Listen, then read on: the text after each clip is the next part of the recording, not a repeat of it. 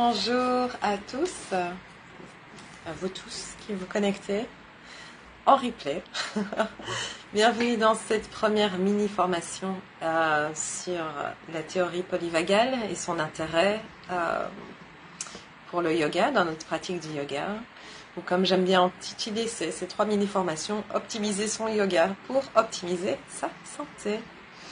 Alors, ceci sont donc des rencontres live, donc donnez-moi juste quelques minutes, puisque vous regardez en replay, d'attendre que davantage de personnes se connectent avant de rentrer dans le vif du sujet. Alors, j'ai toutes des notes avec moi, et puis j'ai aussi fait un petit PowerPoint que je vais regarder. Il ne va pas être diffusé, mais je vais le regarder. Donc, si vous me voyez regarder à différents endroits, c'est pour ça. Parce que si je ne suis pas une certaine structure, moi je pars un peu dans tous les sens. D'ailleurs, c'est sans doute ce qui va se passer dans cette petite présentation, dans cette petite formation, mais je vais essayer de rester avec mon PowerPoint et ma structure pour ne pas vous perdre en cours de route. Si on a le cerveau qui fonctionne de la même façon, vous allez complètement me suivre du début à la fin, mais je pense que mon esprit fonctionne quand même de manière un petit peu déstructurée. Alors, il est 8h30, je vais juste attendre encore une minute. Chez moi, il est 8h30 d'ailleurs. Donc, bonjour à tous. Je me connecte depuis Taïwan, encore et toujours. Dites-moi à partir d'où vous vous connectez. Ça m'intéresse toujours de savoir qui est présent dans ces lives, qui regarde en replay, qui regarde en live, et surtout, où est-ce que vous vous trouvez dans le monde? Parce qu'au final, on parle français dans beaucoup d'endroits. Donc, c'est assez intéressant de voir à quel point ce groupe est international. Et moi, ça me fait toujours plaisir de savoir un peu plus sur qui regarde et surtout où vous êtes. Donc de mon côté, il est 8h30. Il est tard. Ok. Donc je vois certaines personnes qui se connectent. N'hésitez pas à faire coucou. Parfois j'ai des longs décalages entre le moment de vos commentaires et le moment où je le vois. Et parfois aussi, ça m'indique pas. Je ne le retrouve pas. Donc je vais également regarder un peu sur mon groupe via l'ordinateur pour voir qui est là et si vous me voyez. Ok, donc je vois les commentaires. Les commentaires s'affichent et c'est trop chouette. Bonjour. Bonjour à Yasmine qui se connecte depuis la Suisse. Tu es en Suisse? Trop chouette. Super. Bonjour, la Creuse. Salutations. Alors, on va commencer. Donc, comme je le disais à l'instant, j'ai un peu un esprit qui part dans tous les sens. Et ce phénomène s'accentue avec les heures de la journée. Donc, je vais d'abord retrouver mon PowerPoint pour commencer. Ok, super. Alors, si vous êtes en live, n'hésitez pas à commenter directement, à me poser vos questions. J'y répondrai à la fin du live. Et si vous êtes en replay, n'hésitez pas également à me poser vos questions. Je n'y répondrai pas évidemment au cours de ce live, puisqu'il sera déjà passé. Je reviendrai vers vous dans les commentaires, ok? Je vous lis toujours. Ça me fait plaisir de vous lire. Donc, n'hésitez pas à dire coucou et bonjour à toi Agnès, ça me fait plaisir de savoir que tu es là.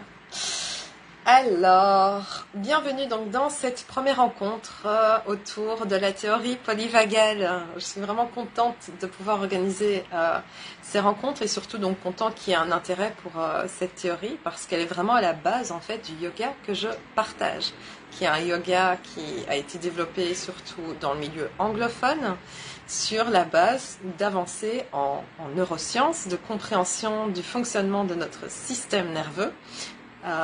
Afin de soutenir notre santé, non seulement physique, mais également mentale. Donc, comme j'aime appeler, notre santé holistique, en fait. C'est toutes les facettes de soi. Alors, ces rencontres vont être divisées en deux parties, avoir un contenu vraiment plus théorique sur, ok, que nous dit la théorie polyvagale, Donc je vais vous partager quelques fondamentaux.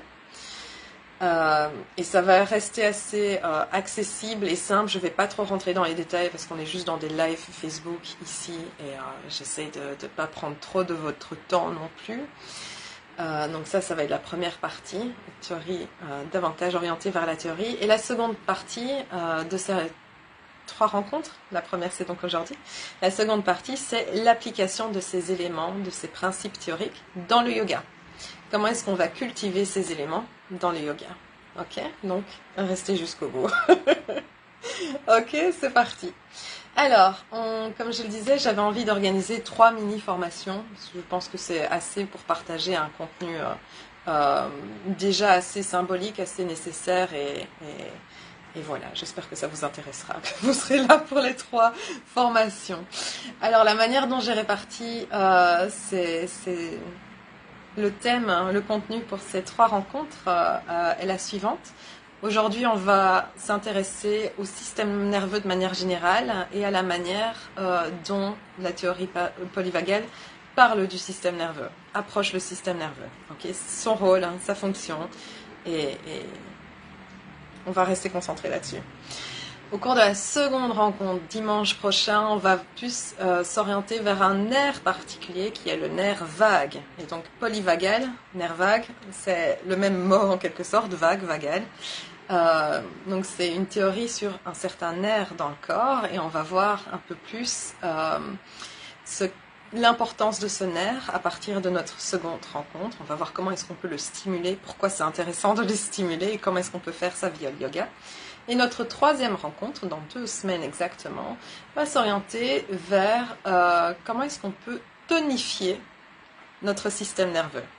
Okay. Et je ne vais pas rentrer plus dans les détails parce que il faudra avoir visualisé cette rencontre et la suivante pour comprendre un peu le contenu de la troisième rencontre.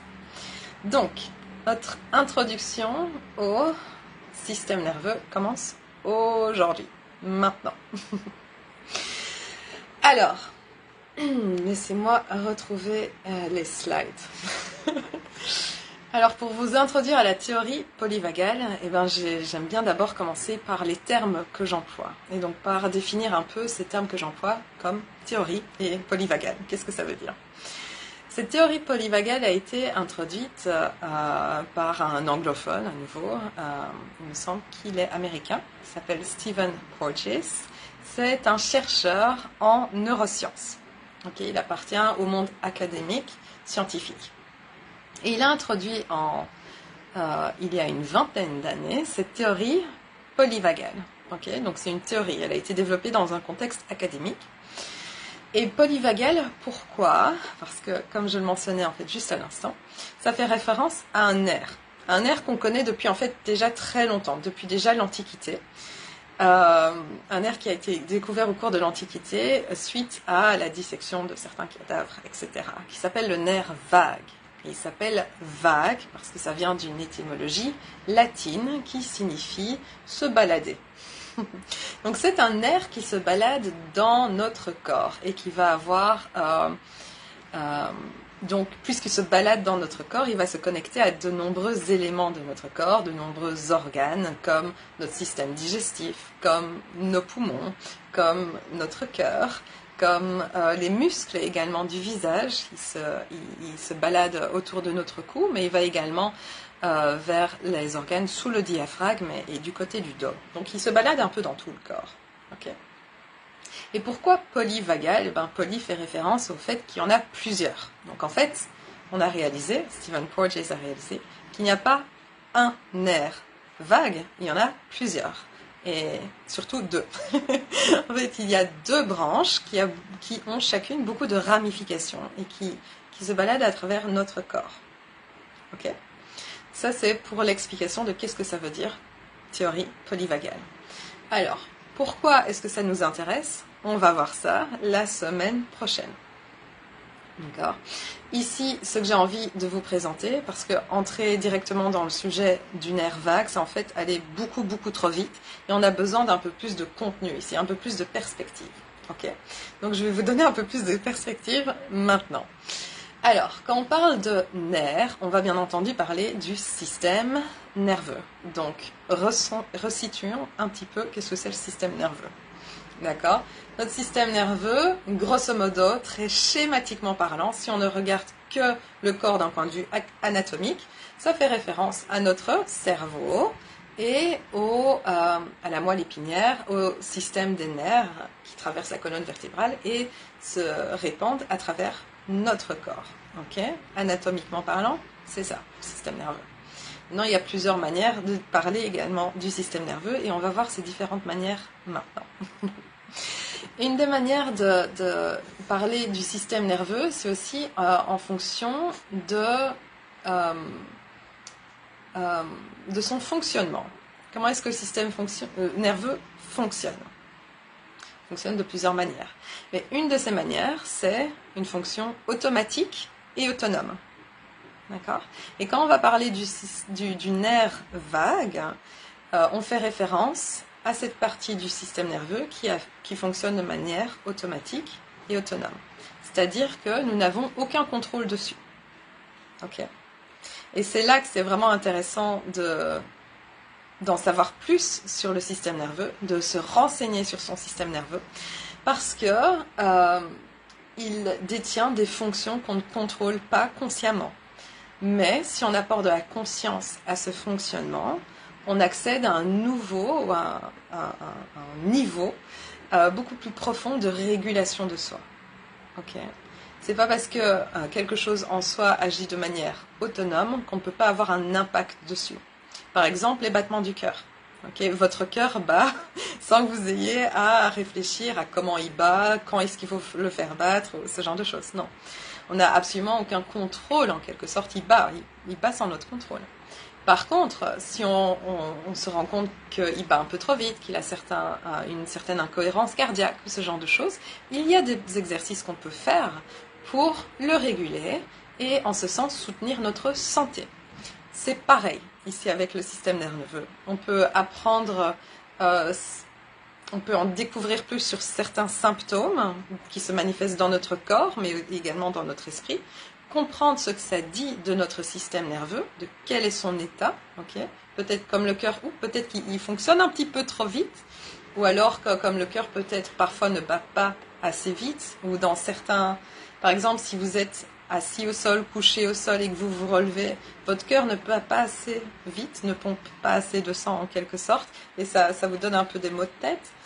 Quand on parle du système nerveux et qu'il manque d'une certaine régulation, c'est exactement la même chose en fait.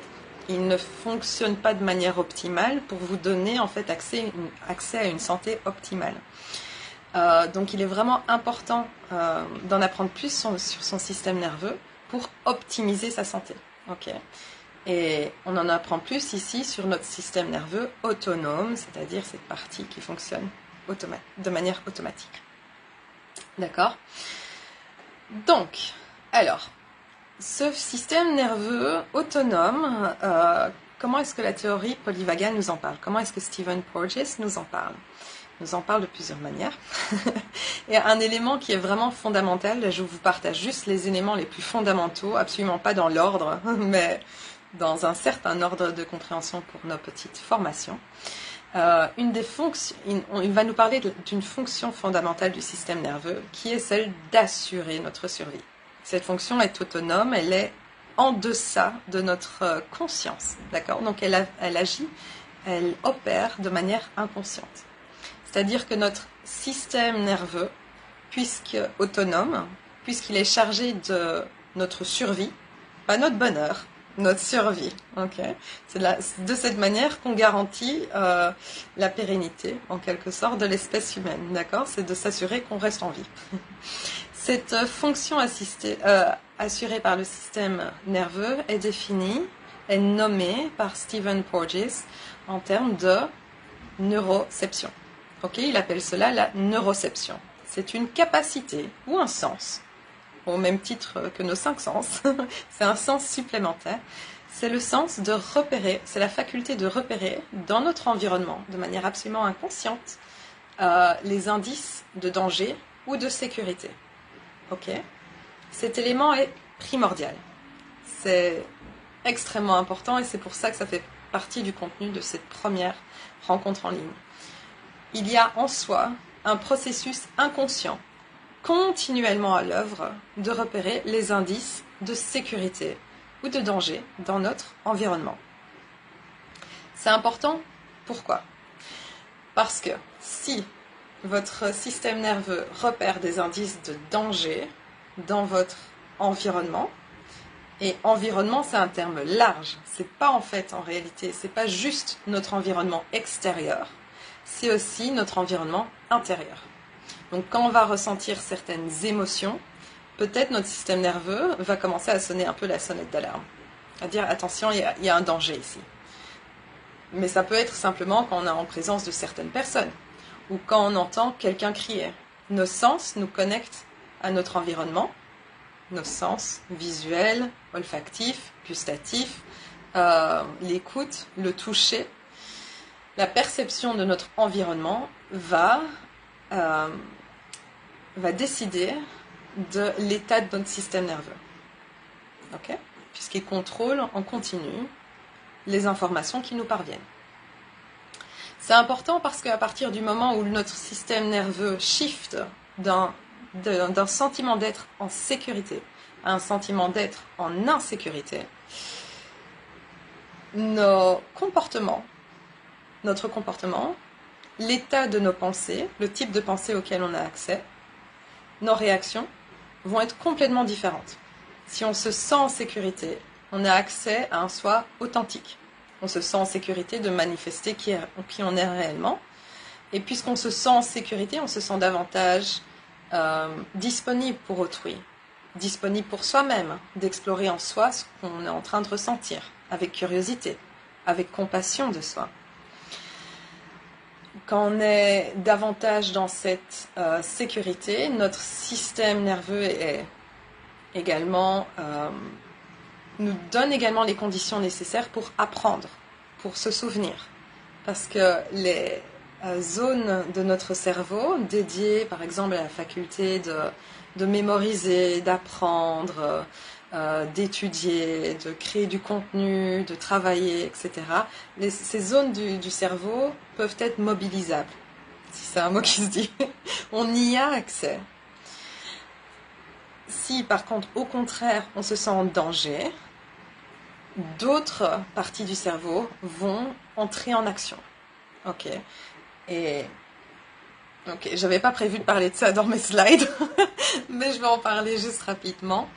Une chose que je trouve vraiment très utile à savoir, c'est que notre cerveau est divisé en plusieurs parties de différentes façons.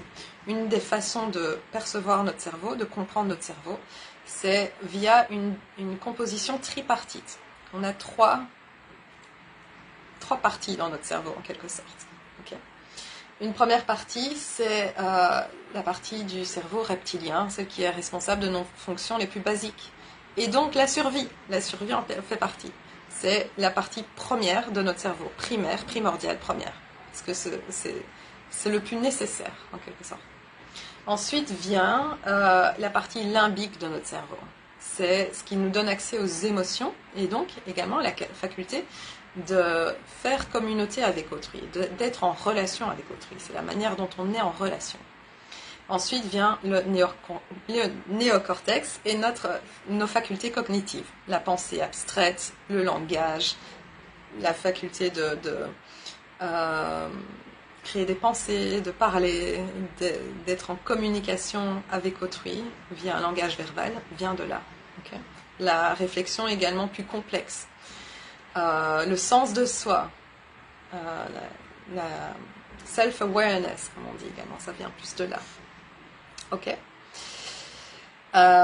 Et donc, il y a certaines parties de notre cerveau, puisque notre cerveau reptilien est le premier en quelque sorte. C'est vraiment celui qui va décider de beaucoup d'autres choses, de ce qui s'enclenche dans le reste du corps et également à quelle partie du cerveau on a accès.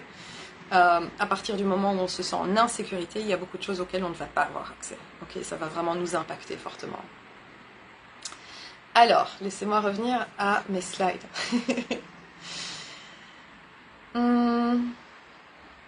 Donc notre système peut se mettre en état d'alerte à partir du moment où il ne repère pas un sentiment de connexion dans notre environnement.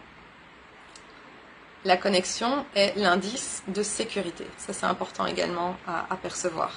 La sécurité se traduit par un sens de connexion. Okay? Ce n'est pas juste une absence de danger, c'est la présence d'une connexion. Okay?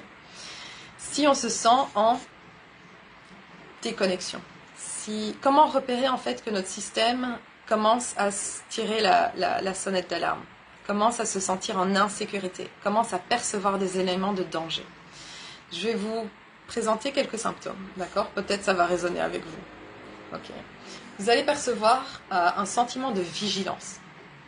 Okay. Peut-être dans votre focus, là où se dirige votre regard, dans votre attention, il y a un sentiment de vigilance, il y a un peu une appréhension que quelque chose va peut-être mal se passer. Et ça peut se manifester dans le corps évidemment par une certaine tension, ou par un focus beaucoup plus net au niveau du regard. Comme si tout d'un coup, tout devenait flou, excepté une certaine chose. Okay. Il y a vraiment ce sentiment de vigilance, d'hyper-vigilance. On commence à être davantage sur la défensive. Notre concentration change, notre respiration, notre rythme cardiaque, des éléments dans notre corps changent également, okay, tension musculaire ou autre. On perçoit peut-être dans son corps une certaine agitation. Dans notre esprit, on va peut-être commencer à chercher un ennemi. On va peut-être entrer plus facilement dans certaines confrontations, dans certaines discussions de confrontation. Ça, c'est plus une certaine réaction de défense qui est l'attaque, une réaction d'attaque de notre système nerveux. C'est une stratégie de défense, ok, en réaction à ces indices de danger, d'accord? Une autre stratégie de défense en réaction à ces indices de danger, ça va être la fuite. Okay. Comment est-ce qu'on fuit une situation? On peut fuir des situations en remplissant nos agendas. Peut-être il y a quelque chose dans notre environnement, voilà, quotidien qui nous dérange et on va chercher à les fuir en s'occupant autrement l'esprit. Okay. Ou typiquement à se réfugier dans le travail. Oui, ça nous arrive à tous. On cherche donc peut-être à fuir une situation de manière mentale, etc., etc. Ça, c'est une réaction bien précise du système nerveux, d'une branche du système nerveux qui s'appelle le système nerveux sympathique. Okay, ça correspond à une activation. On essaie de produire, via certains efforts, une réaction de défense. Okay, parce qu'il y a eu ces indices de danger dans notre environnement. Et ces réactions de défense, typiquement, on les appelle en anglais fight ou flight. Okay, c'est l'attaque ou c'est la fuite. Okay. Et ça peut se manifester de manière différente, que ce soit via le corps, de manière physique, être plus agité, okay. Une agitation à travers nos membres, on doit faire quelque chose, difficulté à s'endormir également. Ça peut être significatif d'un système nerveux qui est un peu en perturbation, dérégulation, parce qu'il ne parvient pas à retrouver de la sécurité. Ça peut être l'attaque, ça peut être également la fuite, donc comme j'en parlais, de s'occuper l'esprit, ou de, littéralement, avec son corps, fuir des situations. C'est-à-dire, quand quelqu'un arrive dans une pièce, peut-être quitter cette pièce, parce qu'on sait que cette personne-là nous donne des indices de danger. Ou ne pas rentrer chez soi, parce que chez soi, on cohabite avec quelqu'un qui nous fait sentir en insécurité. Ce genre de choses. D'accord ? Alors, j'espère que je ne parle pas trop vite, c'est parce que j'essaie de faire passer le contenu, suffisamment de contenu, et aussi de respecter le timing que je me suis imposé, et j'ai déjà du mal à le respecter. D'accord ? Alors ça, c'est un peu pour la partie théorie, okay, où je vous parle un petit peu du système nerveux, donc de sa fonction primaire, primordiale, vraiment, qui vient... qui est à la base de tout, qui est d'assurer notre survie, et donc via cette faculté de neuroception, de chercher les éléments de connexion dans notre environnement ou les indices de danger. En cas d'indice de danger, on va avoir un certain shift dans notre système nerveux autonome. On va avoir une stimulation, une activation de notre système nerveux sympathique. Ce sont ces réactions de défense qui nous emmènent vers l'extérieur, qui nous emmènent à enclencher activement une réaction, une stratégie de survie. Que ce soit commencer à percevoir qui est notre ennemi pour enclencher une attaque, mais qui peut être une attaque verbale, qui peut être juste de la confrontation. Okay. pour enclencher la réaction de fuite notamment. Okay. Une autre branche qui peut être activée au cas où ces stratégies d'attaque et de fuite n'aboutissent pas, ça va être une autre branche du système nerveux qui s'appelle parasympathique et qui est là plus dans le retrait. Donc au début avec l'activation sympathique, on est vraiment dans l'action, dans le je peux faire ceci, je peux faire cela, c'est vraiment, on sait qu'il y a des actions concrètes qu'on peut poser qui vont nous aider. Donc on pose des actions. Si ces actions ne fonctionnent pas, on a l'enclenchement, l'activation d'une autre branche du système nerveux qui est donc parasympathique et qui va être là à l'opposé de ce type d'action, qui va être en fait un arrêt de l'action, une déconnexion progressive de soi. Puisqu'on ne peut pas changer une situation, on va essayer de ne pas la ressentir, par exemple. D'accord ? Et donc se déconnecter de plus en plus de notre corps, parce que c'est dans son corps qu'on ressent toute chose. D'accord ? Et ressentir en continu des indices de danger, c'est trop pour notre système nerveux. Ok ? C'est trop. Au plus on ressent cette vigilance dans notre vie, au plus notre système nerveux enclenche des réactions de défense. Au plus celles-ci n'aboutissent pas, au plus notre système nerveux change de stratégie, qui est donc davantage orienté vers la déconnexion de soi, qu'on nomme également dissociation. On se dissocie de ce qu'on ressent, parce que ça commence à faire trop, parce que c'est trop difficile à ressentir. Et ça a un réel impact sur notre organisme, sur nous, de manière holistique. Au moins on ressent notre corps, au moins on va être capable de savoir qui on est. Parce que nos comportements, nos actions sont toujours guidés par nos sensations. Nos passions sont guidées par nos sensations. Comment est-ce qu'on sait qu'on est passionné par quelque chose si on ne peut pas ressentir cette excitation pour cette chose en question?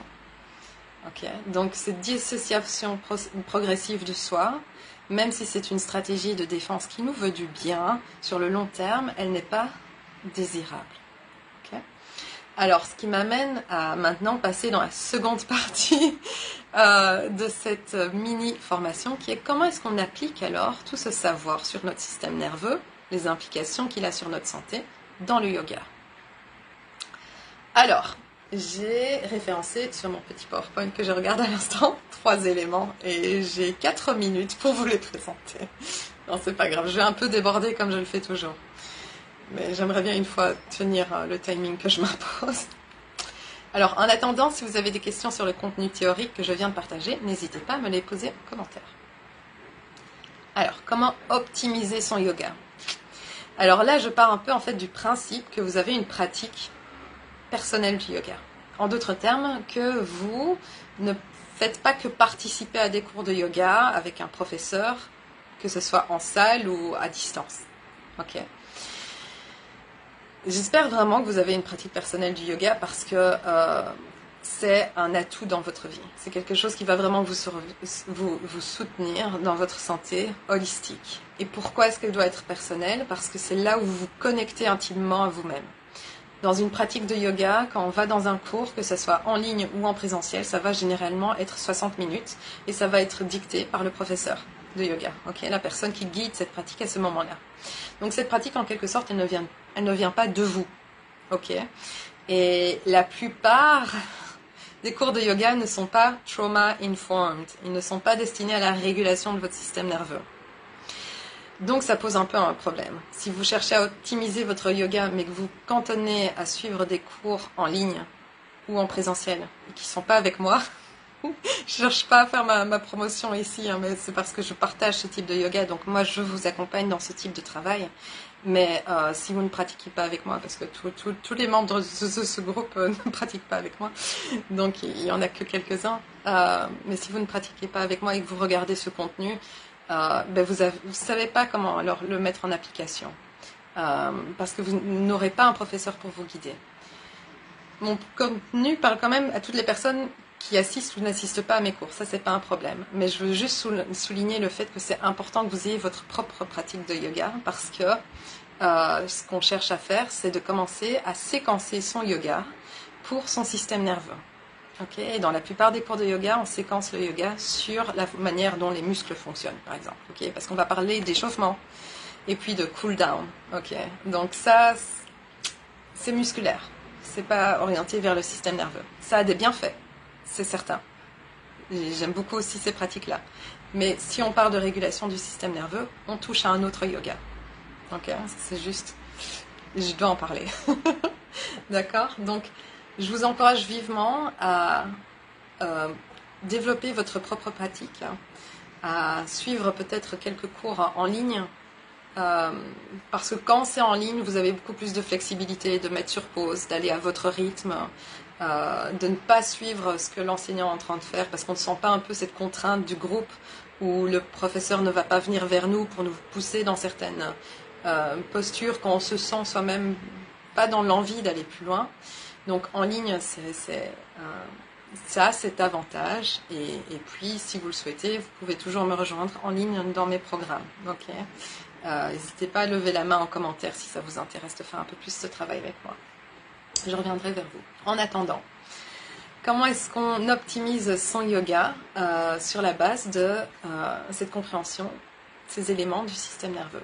Comme je venais de le dire, en fait, un premier élément, c'est de comprendre qu'il va falloir commencer à séquencer son yoga sur la base du fonctionnement de notre système nerveux.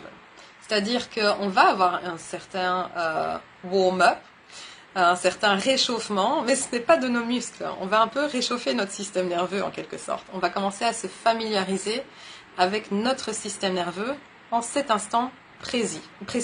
Ok. Séquencer son yoga pour son système nerveux, ça veut dire également prendre le temps donc de communiquer avec son environnement. L'échauffement, ça va être ça en fait.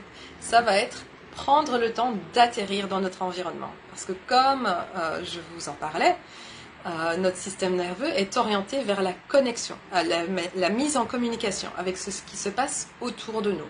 Repérer ce qui nous fait sentir en connexion. Donc, dans un cours de yoga, dans une pratique de yoga, ça n'a pas besoin d'être dans un cours de 60 minutes. Votre pratique peut durer 15 minutes, 5 minutes. La première, ou les 2 premières, ou les 3 premières minutes, voire les 5 minutes, ça peut être juste ça. Comment est-ce qu'on est en connexion avec son environnement? Okay. Et comme je le mentionnais également précédemment, ça passe à travers notre perception sensorielle de notre environnement. Donc on va activement regarder autour de soi.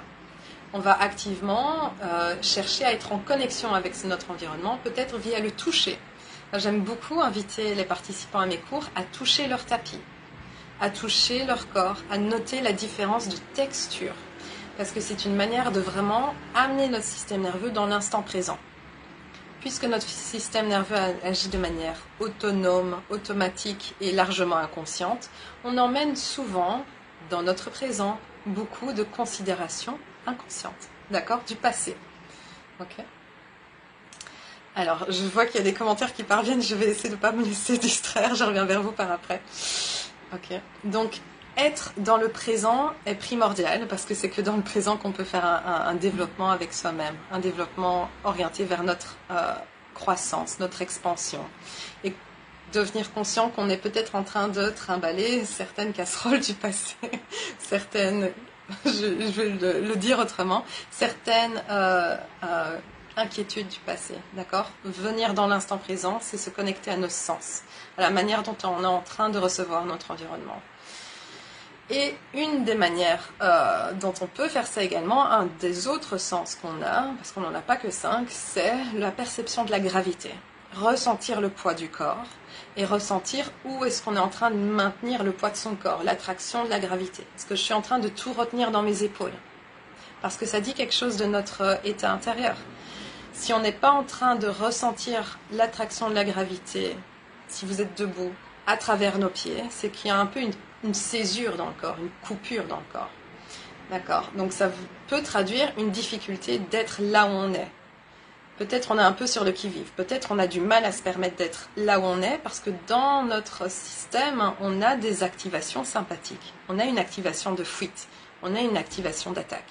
Se permettre d'appartenir à l'instant présent, c'est se sentir en sécurité. Okay. Donc c'est comme ça qu'on commence à générer de la sécurité au cours de notre pratique et donc à intégrer ou à reprogrammer notre système nerveux pour l'orienter vers la recherche de la sécurité, c'est s'autoriser de ressentir son corps, de ressentir le poids de son corps et de s'autoriser à le ressentir à travers nos pieds, où tout ce qui de soi touche le sol. Si on commence couché, si on commence assis, s'autoriser à peser dans le sol, s'autoriser à appartenir, c'est s'autoriser à shifter vers un mode du système nerveux où il est dans un mode de sécurité. Okay, et là, on accède donc à un autre type de pensée, un autre type de comportement et une autre facette de soi qui est beaucoup plus authentique, qui n'a pas besoin d'opposer des réactions de défense. D'accord ? Alors, je dépasse les minutes. Je vais essayer de ficeler le reste en moins de 5 minutes. Donc encore 2 éléments dont j'ai envie de vous parler. C'est comment optimiser sa pratique du yoga, c'est commencer à parler le langage du corps. C'est-à-dire vraiment s'orienter vers son ressenti. C'est comme ça qu'on sait si on est en sécurité ou en insécurité. C'est en s'orientant vers comment mes muscles se trouvent, par exemple. Où est-ce que je trouve de la tension ? Comme je le disais précédemment, peut-être on est en train de retenir tout le poids de son corps dans nos épaules. Ça va se traduire par une tension musculaire au niveau des trapèzes, au niveau des épaules, de la nuque, peut-être même de la mâchoire. Ok. Et là, à partir du moment où vous ressentez ces tensions, vous pouvez commencer à interagir avec. Si vous êtes en sécurité, vous allez aller vers vos tensions avec curiosité.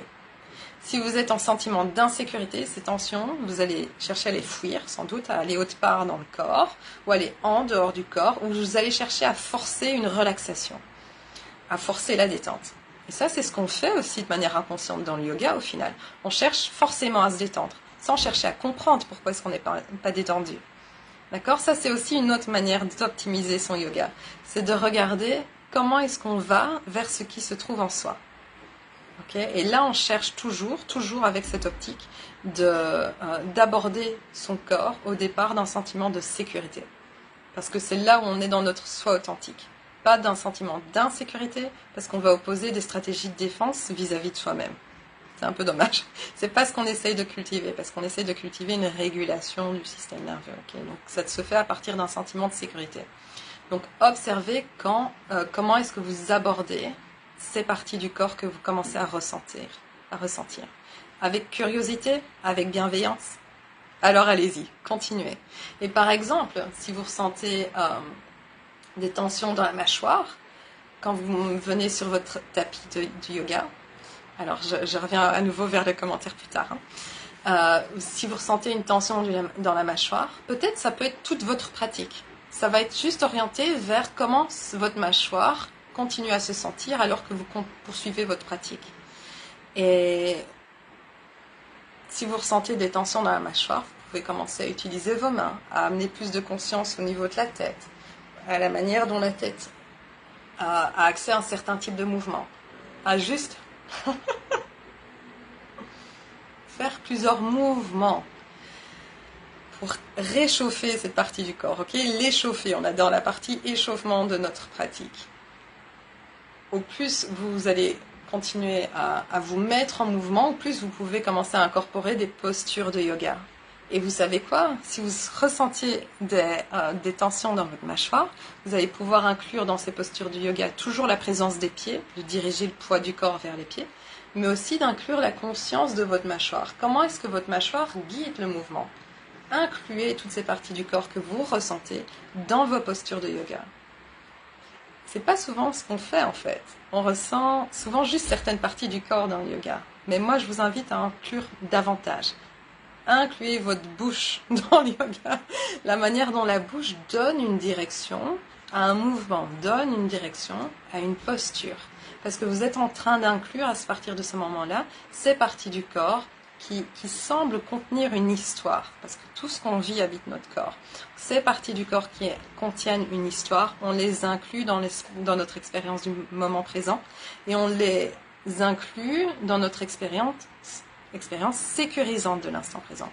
Donc on les reconnecte à un tout, on les reconnecte au présent et on se permet d'intégrer ces charges de stress, ces charges d'anxiété qui étaient confinées dans certaines parties de soi. Okay, donc on commence à parler le langage de son corps, à s'ouvrir à notre ressenti Le ressenti de la sécurité n'est pas cognitif. Ce n'est pas, oui, ok, je n'ai pas de danger immédiat dans mon environnement parce que ceci, cela. Voilà, une certaine liste qu'on aurait formulée cognitivement. Non, non, non, non. La sécurité se traduit par un langage sensoriel, d'accord? Donc, il faut ressentir. C'était vraiment mon second point. Troisième point, et j'ai juste 1 minute pour en parler, c'est développer sa capacité à être présent d'instant en instant. Okay, c'est vraiment une faculté un peu de pleine conscience, en fait. Pourquoi? Ben, en fait, c'est connecté à ce que je viens de présenter par rapport à notre pratique du yoga. C'est important de cultiver cette faculté à être présent d'instant en instant parce que ça va nous permettre les mots me viennent en anglais d'abord, hein, de faire le traçage du langage de notre corps, des sensations de notre corps, de ce qui est en train de se produire en soi. On va pouvoir percevoir les évolutions, percevoir les évolutions de ce qui se passe en soi. C'est très important. C'est la manière dont notre système nerveux enregistre de nouvelles informations, qu'on devient conscient du processus de neuroception, on se permet de retracer ou de tracer de nouveaux encodages neuronaux. Okay.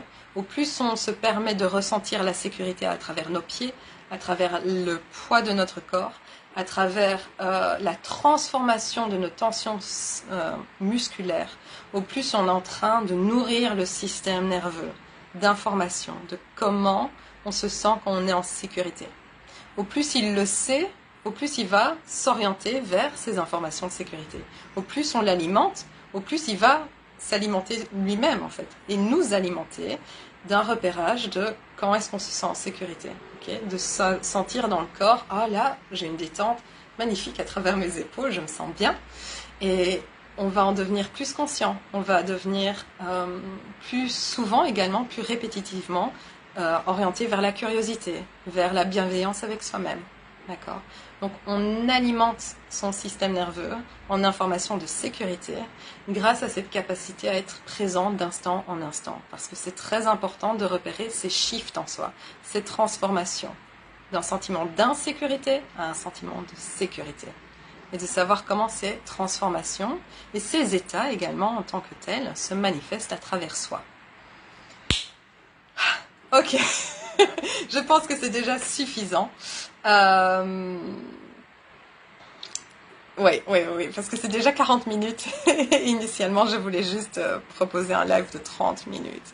Donc, je vais juste récapituler comment optimiser son yoga. 3 points. Séquencer le yoga pour son système nerveux. Parler le langage du corps. Et développer sa présence d'instant en instant. Okay, pour repérer les changements, grands ou nuancés, de notre système nerveux. Repérer ce qui en soi est tendu et se détend. Repérer ce qui en soi est connecté à notre environnement et déconnecté à notre environnement. Et puis repérer également quelle est la qualité de notre pensée. Quelle est la qualité de nos pensées, mais également de notre présence à soi. Est-ce qu'on est avec soi-même avec une certaine méfiance, vigilance, ou est-ce qu'on est avec soi-même avec une certaine curiosité et bienveillance. Ok. Voilà. C'était donc cette première mini-formation sur la théorie polyvagale. Et donc, on n'a pas encore vraiment approché le sujet du nerf vague. Ça va être pour la seconde et troisième rencontre dimanche prochain et le dimanche suivant à la même heure. Voilà. Alors, si vous avez regardé jusqu'à présent, dites-moi ce qui vous semble utile dans ce partage que je viens de faire. Est-ce que vous avez des questions par rapport à comment appliquer ça dans son yoga? Sachez que tous les secondes jeudis du mois, j'organise en live et accessible en replay ad vitam aeternam, donc c'est pour toujours, vous aurez le replay, des rencontres de yoga trauma informed où on met vraiment en pratique tout ce dont je vous parle ici dans ce live, mais de manière plus générale également sur ce groupe Facebook. Donc vous pouvez aussi lever la main si c'est quelque chose que vous trouvez intéressant à découvrir. Ok ?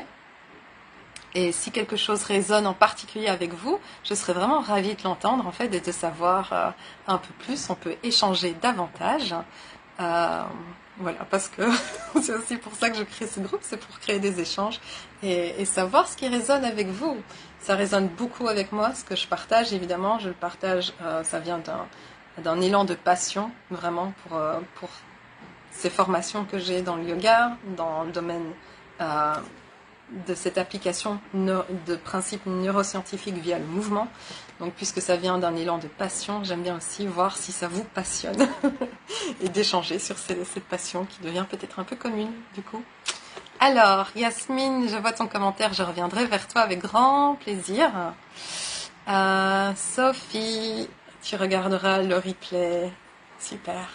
Je vois que tu es toujours connectée, mais ça me fait plaisir que donc, tu as la motivation de revenir par la suite vers le replay. Alors, il y avait d'autres commentaires.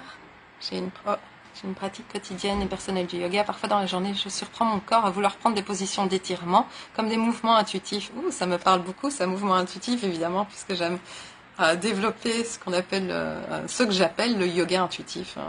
Voilà, j'aime bien...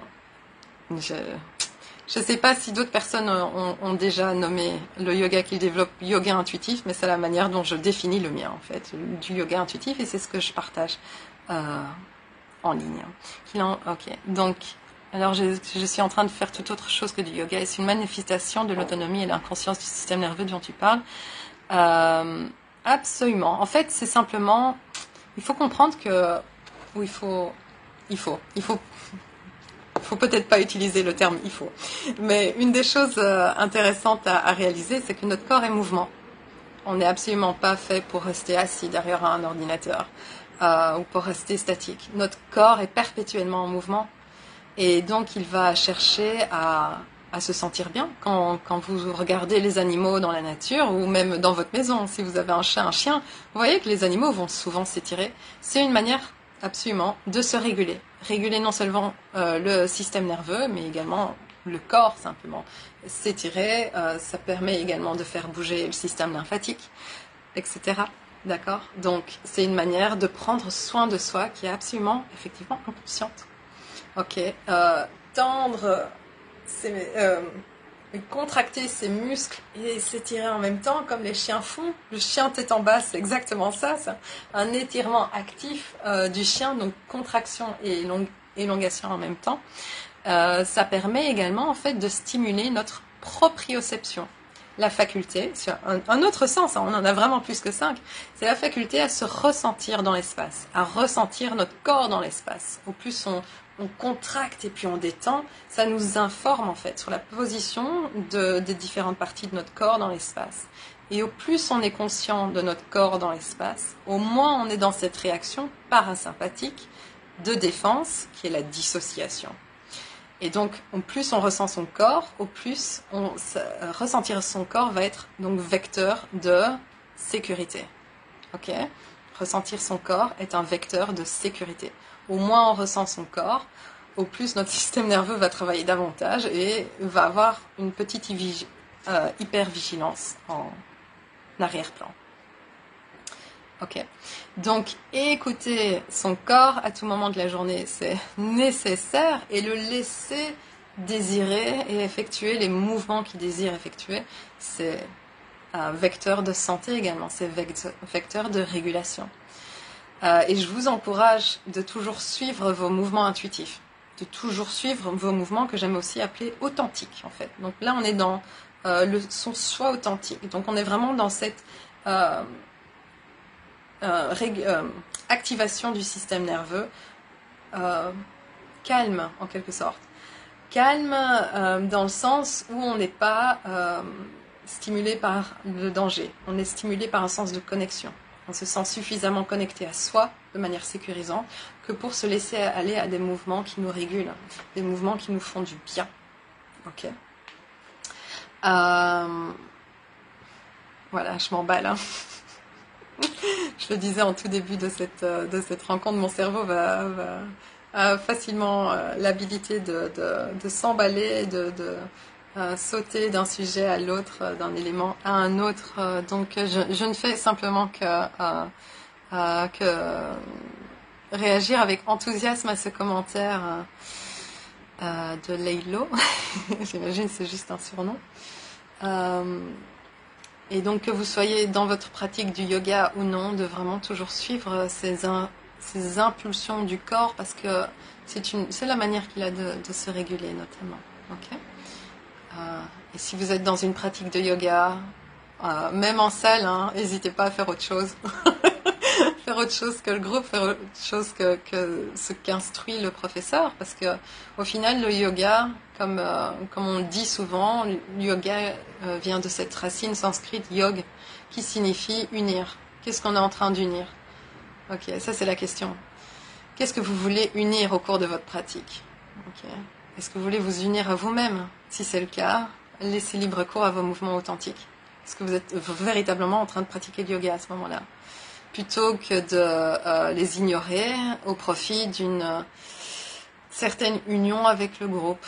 Bon, de se dire on va tous pratiquer au même rythme de la respiration, les mêmes postures, alors qu'elles ne nous font pas forcément du bien, mais l'idée d'être connecté au groupe. Bon, moi je trouve ça un peu dommage. C'est pas ma compréhension du yoga. Pour moi, le yoga, c'est vraiment ce yoga intérieur, d'être connecté à soi, d'être uni à soi et à ce mouvement de la vie qu'on a en soi. Okay, parce qu'au final, c'est un mouvement qu'on apprend à dompter. J'aime bien le percevoir comme ça. On est une manifestation unique du mouvement de l'univers. Okay, on peut dire de l'énergie. Moi, j'aime bien parler de mouvement. Okay, donc, on se connecte à ce que notre mouvement a d'unique. Et par notre intention, par notre inclination de notre cœur, on décide de faire de notre pratique du yoga, c'est ma perception du yoga, de faire de cette pratique du yoga un moment où on honore le mouvement de la vie en soi. Et donc ça va forcément être différent d'autrui. Okay, pour moi, ça c'est vraiment un réel moment d'union en fait, d'union avec le mouvement de la vie en soi. C'est ce qu'il a d'unique et donc une manière également d'honorer la personne ou l'être unique que l'on est, le mouvement unique que l'on est dans le corps. Alors la danse aide aussi à ça, absolument. La danse est une discipline somatique, c'est une discipline du corps qui peut être pratiquée avec pleine conscience. C'est pour ça que j'aime beaucoup en fait simplement parler de mouvement au lieu de juste me cantonner au yoga, parce que quand on se cantonne au terme yoga, on va avoir aussi en fait notre perception de ce qu'est le yoga, qui est peut-être une perception un peu rigide. On va considérer que certaines choses sont yoga et puis certaines choses ne sont pas yoga. Et dans ces choses qu'on considère comme n'étant pas yoga, en fait, peut-être on est en train de s'interdire un mouvement que notre corps désire. Alors que, quand même, dans la philosophie du yoga, il y a cette idée que le nombre de asanas, de postures du yoga, est en fait illimité. Il n'y a pas un nombre limite de postures du yoga. Ce nombre est illimité. Et c'est ça que j'aime dans cette idée d'honorer le mouvement de la vie en soi, le mouvement unique de la vie en soi, via notre corps, via notre mouvement, cette expression unique du mouvement de l'univers. C'est en fait se permettre de découvrir d'autres asanas, d'autres postures du yoga, d'autres mouvements.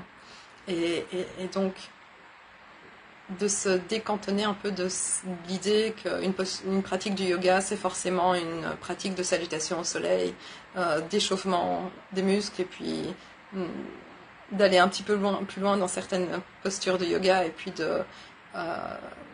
une manière plus traditionnelle de s'étirer, et puis de finir en shavasana. Peut-être une pratique de yoga, ça peut être également une pratique où on sort de son tapis. On ne pratique pas que sur le rectangle de son tapis, mais on va autre part, on va expérimenter la manière dont notre corps se transmue de mouvement en mouvement, de posture d'asana en posture d'asana, et peut-être ça ne ressemble plus à du yoga, ça ressemble à une sorte de danse également. Mais tout ça pour dire que oui, il n'y a pas que le yoga, ce qu'on pense, la manière dont on se représente le yoga, il y a également beaucoup d'autres techniques. Et la danse contemporaine, la danse improvisée, je pense, est également regorge de moments de mise en régulation de son corps. Dès lors qu'on est dans cette écoute profonde de soi, que la danse également peut stimuler, dès lors qu'on n'est pas cantonné à une chorégraphie, effectivement, la danse aide à la régulation. Voilà, donc comme je l'annonçais, j'expose le compteur et je pars dans tous les sens. Et ça fait bientôt 1 heure de live en fait, alors que je voulais juste proposer une demi-heure. Mais puisqu'on est dans les échanges, là c'est pas un problème, je prends un peu plus de temps pour échanger avec vous, parce que ça fait plaisir aussi. Voilà, et ben merci à tous ceux qui ont regardé en live. N'hésitez pas à revenir à nouveau vers moi, vers ce contenu en commentaire. Mais je vais mettre fin à ce live parce que c'est quand même déjà assez long. Super Yasmine, bah écoute, je vais revenir vers toi. Merci d'être là. Je sais que c'est pas la première fois que tu assistes à un live, ça fait quelque temps que tu assistes à mes lives et donc ça fait plaisir de voir que l'enthousiasme est toujours au rendez-vous et qu'il y a cette curiosité d'aller encore plus loin. C'est super. S'il y en a d'autres, n'hésitez pas à me faire signe. En attendant, je vous souhaite une bonne fin de week-end, un bon début de semaine. Prenez soin de vous. N'ayez pas peur de votre corps, il vous dit bien. Et j'espère vous voir au rendez-vous dimanche prochain pour continuer à échanger sur le sujet. À tout bientôt.